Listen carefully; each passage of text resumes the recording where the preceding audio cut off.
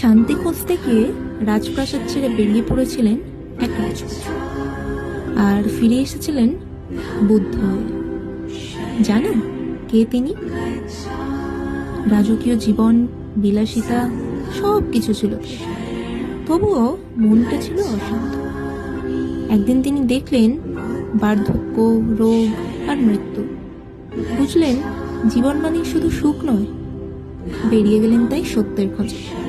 বছরের পর বছর ধ্যান, তপস্যা, অবশেষে বোধিবৃক্ষের নিচে তিনি পেলেন জ্ঞান।